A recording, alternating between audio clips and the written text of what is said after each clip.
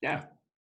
All right. Welcome to PoliticOly. I'm here with Jonny Meade, who is running for Legislative District 22, Position 1 in Washington State. It is June 25th, 2020, when we're recording this. So if you just want to say hi to the audience and introduce yourself and talk about the office that you're running for and why. So hi, I'm Johnny, and I'm running for your Washington State representative. I'm running because um, I feel like the working class doesn't really have a voice in the state legislature, and I want to be that voice. I've sat on the sidelines for long enough. I was a Bernie Sanders 2016 Thurston County delegate, and I was a Bernie 2020 volunteer organizer, independently here in town, and ran some events organizing for Sanders 2020. And I really just I want to provide a different perspective moving in. We're in a crisis moment with COVID-19, and the state legislature is just not stepping up to the task that of the scale that's needed moving forward. And so that's what our campaign is focused on, is providing a real material response to the COVID-19 crisis. And yeah, that's where we're moving forward from there. Great. So I guess I will take a cue from that. And recently you had posted about the COVID-19 response, and you had mentioned hazard pay for essential workers. You want to talk about what your policy on that would be? Yeah, absolutely. Well, the state has acknowledged that we are in a crisis moment, and that the elevated risk requires that we all wear masks, because the COVID-19 it's an existential risk to the working class. And so um if we can acknowledge that folks need to be wearing a mask in order to be going out and working and providing services to folks, grocery services, healthcare workers across the board, restaurant services, then we can realize that those folks are getting an added risk onto their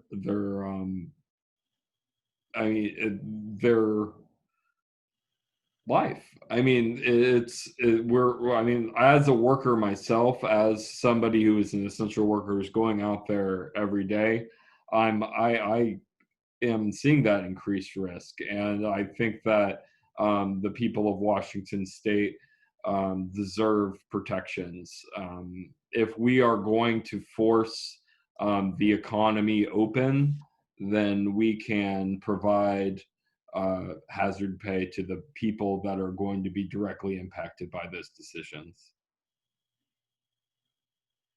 Do you have a particular proposal for what the hazard pay would be, or you're not sure yet on that? Um, And if so, then sort of how would you determine that, or where would you well, it needs to happen now rather than when, if I went into office, it's going to be in January, whereas the legislatures right now need to be going into a special session and pushing for increased benefits to workers at the moment right now. I mean, we are Thurston County just moved into phase 3, while we have 5 new cases a day, and the country itself is at the same rate that we had at the very beginning of the crisis. So we haven't flattened any curve. I mean, we've come, exactly where we were to begin with. We plateaued at the top of the Right. curve, which is not what they meant by Stayed flatten the right curve. along. And, everybody kind of, while a lot of our politicians kind of signal, like, we understand what's going on with this crisis, we're not going to put the necessary resources forward to protect workers, to protect people, to protect renters, and people that are making their home payments. And we're just not protecting people across the board because we're kind of hedging our bets between the COVID denialists and um, people that want to pay attention to the scientists. We're saying, well, we can kind of half open, but we can open the eviction courts, right? We can open those, but so it's I don't think that our legislature has properly responded in the moment, and moving forward, I think that's the focus of my campaign, and that should be the focus of our current legislators in the legislature moving forward. Do you know what I haven't heard about on the discussion of a special session? Do you know if that is a thing? There's there has been that no others are discussion of a talking special about, or session. is that just kind of? No, it has not been discussed. As far as to my furthest knowledge, if anybody can chime in the comments and tell me of somebody who has stepped forward and put that, I would love to hear about it. But right now, our legislators are not stepping up to the task. I mean, we are in a crisis, and essentially people are on vacation, and it's just absurd. So that sense of urgency is something I want to bring to the table in the legislature moving forward, and that's why I hope to have the opportunity to represent LD22. Yeah, thank you for running, by the way. Oh, thank you. And so speaking of sort of urgent issues and activism and whatnot, what so far has been your take on and your participation in, or and then also policy that you take from the Black Lives Matter movement? Yeah, I am so excited to see this moment happen. It's such an urgent need, and I've been I've been out there listening, not trying to make this a campaign moment or trying to center myself in any way, but really just take the opportunity to listen to folks about what policy proposals we can put forward. I would see my role as one who can put political action to the voices of people in the movement, to put policy forward, where I don't want to try to center myself in that. And so it's really been about listening to me. I will be on Saturday. We have an action here. This might air after that, right? When you put this up. Yeah. Okay. Yeah. So I did share one flyer for a action this Saturday on the previous show. So I'm not sure if this is that or not. Yes. So I'll be out there, but I'm not trying to make myself the center of those, or try to put my campaign, wedge my campaign into those. Really, I'm about trying to listen to people on the forefront of the movement. I mean, prison abolition is an interest that's dear to me. But I think that needs to be tied into. We really need to look into the historical economic structures that create these systems. And so for myself, it's all I can do is provide political solutions. And at the moment, I'm listening to what the movement is putting forward. So. All right, thanks for being out there. Let's see, we have a question from Facebook.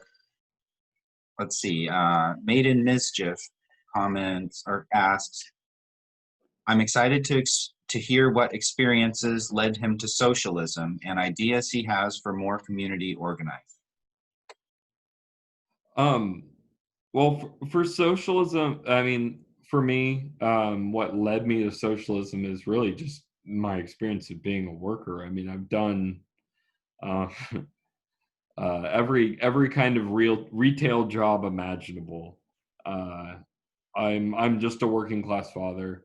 I'm not coming to this with an extensive pedigree or saying like that my degree in such and such has led me to this point. What's led me to this point is being a working class father, has been somebody who's been interested in creating a better world for a long time. I really got my political footing in the anti-war movement in the early 2000s and the anti-globalization movement. And but time rolls on. I've been a dad and worked a lot of jobs, and I've gotten to a place where I can use the position that I'm in now to speak to the issues that I care about. And that's why I've chosen to run for office. I think that we have a unique opportunity in this cycle to elect multiple socialists on the ballot in this district. It's kind of amazing, actually. And I think that I uniquely represent the working class in a way that this district hasn't had in a moment. So. Let's see, I guess following up on that, what's your take on the race in this position strategically? Like why? So this is Lori Dolan is the incumbent here in this position. And so let's see, there's Lori Dolan, there's J.D. Ingram and the Republicans, and Alan Acosta and the Libertarians, and that's it in your race, right? Right. Yeah. And so talk about what is your take on that? Is the strategy here, because it's the top two primary, right? So basically, and I mean, I'll let you. I'm kind of sort of taking away part of your answer here, right? No, but is the thinking here that you can use the time, the moment, and the movement to get into that second place in the primary, and then you're in the general, and it's all basically. Yeah, I mean, I think we have a really excellent shot in this primary to move on to the general, and then from that point we can really rally the troops and pull folks together and let people know that there's a chance to provide real material responses to the COVID-19 crisis to the people of Washington State, to provide a socialist response to those crises. And for me, it's political and it's personal. I live in this district. I want my daughter who is a teenager going to school here in this district to have every opportunity that she can have. And I feel like the being that it's the capital, it's a little underrepresented for the people that actually live here. Um, not nothing on the incumbent, but it feels like the people that actually like live and work in this district are not being represented. And so I want to make sure that our children across the state of Washington are having an equitable um, education, which in the COVID-19 crisis, we're really going to need to think long term about what that means. And part of that means getting the infrastructure together. So if part of our education is going to include, internet-based education, no matter what, that's kind of factored into what the schools are thinking about right now, then we really need to make sure that people have those resources no matter what. So it's not incumbent on Comcast. We need to make sure that people have public broadband across the board. We have the resources to provide that to people so that all of our children can get an equitable education. And that's if I had to say what the key focus of our campaign is first and foremost that making sure our children are not being, because I mean we can't even imagine what the impact of this moment is having on. I mean I remember I was in high school when 9/11 happened, and that was a moment in itself. But to have everything kind of fall apart at this moment, schools are out. When they go back to school, if it depends on whether they have the resources to have internet or not, or to have a computer or not, or whether they can get a full, and not just a basic education, but like a full education that's constitutionally mandated by the state of Washington. And Hang on. I have a question coming from Twitter, and I just have to read it right now because, you'll see why. Okay. Here's the question from Andrew Saturn. Can you ask him about Washington's guarantee of K through 12 education and how he thinks the legislature can make that work under coronavirus, but in an equitable way? Is that not timely there? So it is very timely. Well, thank you, Andrew. But you basically just already just finished with that answer. Yeah, well, that's the key to our campaign. That's what I'm focused on more first and foremost. And when you get into the legislature, of course, there's a limited docket that can go forward. As a socialist, I'm going to have limited. I will. There will be a caucus that I will need to caucus with, and there will be communication that will need to happen. So my impetus is on providing resources directly to people to respond to the COVID-19 crisis, which the state recognizes is an emergency situation, necessary for folks to wear a face mask wherever we go. So we need to be providing the workers of our district with the resources for being, putting themselves in harm's way. We need to be fully funding education so that all of the children in our district are able to get a full education and not left behind because they don't have the digital resources to do so.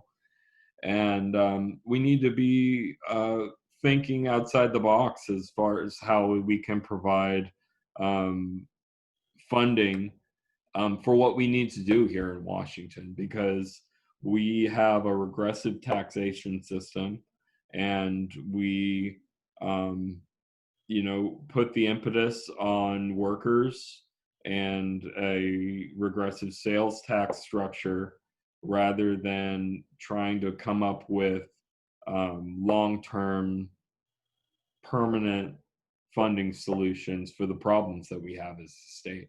And so that's what I want to do moving forward. I want to um, provide a voice that is not confined by the two-party structure, that's able to provide a voice for the working people of our district, and provide a voice for myself as a working father, somebody who lives here, who wants my daughter to have a better life. So that's why I'm running. I feel like certainly the last federal election cycle didn't quite go the way that I wanted as a Sanders volunteer. And the next step for me is trying to um, provide an independent voice outside of the two-party structure that can articulate these concerns of the working class, um, both in the state legislature and to the people at large. Yeah, I think that's a great approach. And as a follow-up to that, are you a member of any political parties? Do you have the endorsement of any political parties? Are what sort of political organizations do you participate in? I'm a member of the Puget Sound Socialist Party. I'm endorsed by the Puget Sound Socialist Party. Um, I the National Socialist Party has followed me on Twitter now, so I'm sure that the endorsement is coming soon. And we are kind of moving along with this moment where the Socialist Party and the Green Party have kind of merged together. Howie Hawkins just got the nomination of the Green Party, is also the nominee of the Socialist Party. So we have this unity between the Socialist Party and the Green Party moving forward that I feel like at the local level could be very beneficial as well. For myself, the Puget Sound Socialist Party has most closely reflected my views. And so that's the party that I'm a member of at the moment. Awesome. So do you want to talk a little bit about campaigning in this, shutdown time? What are you doing to campaign? What can people do to help? They want to help out with your campaign, and if you want to plug your, your webpage or anything like that. I would love to do that. Well, it is a unique time. We can't do the typical, door-to-door campaigning that is so crucial, that has been crucial to down ballot candidates across the country. People have been able to go door to door, and that has made all the difference for them. But we can't do that. And so really, we have to have a bit of a virtual campaign.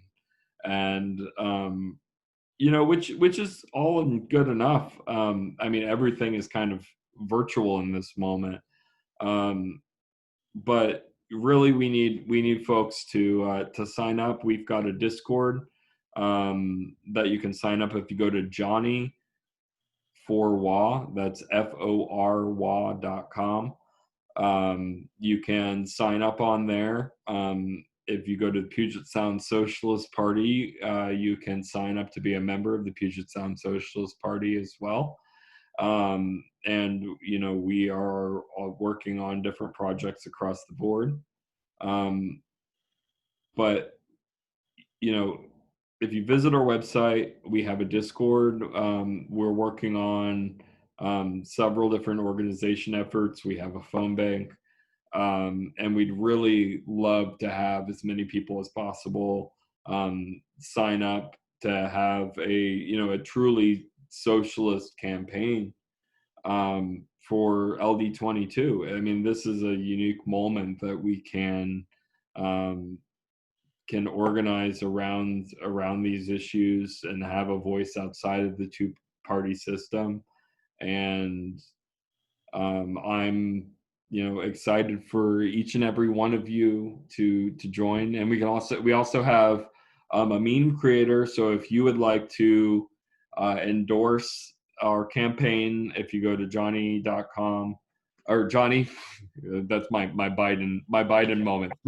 Go to Joe330. No, go to Jonny4wa.com, and we have an endorsement meme on there where you can post why you would like to support our campaign, and why this moment is the right one to choose socialism. Melon Floydbert endorses Jonny4wa. Oh, I'm so happy to. I have got one moment.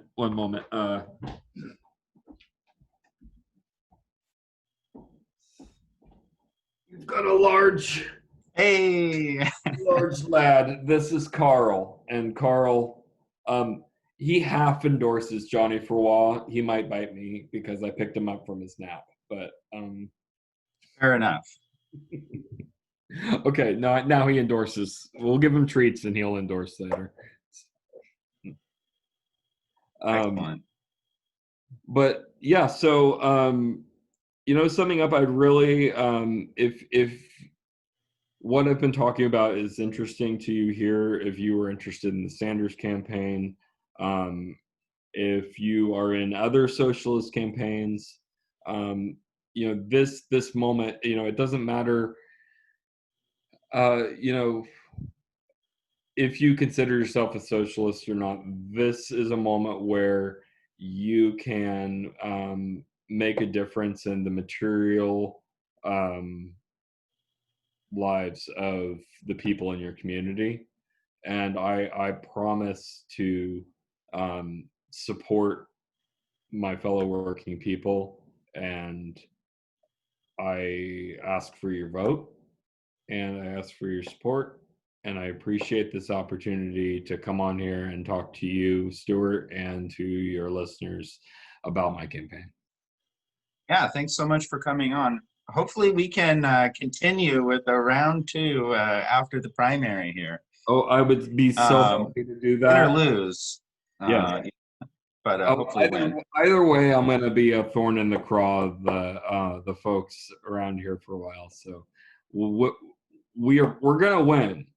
So, I mean, put that in your calendar. August 4th is when the primary is.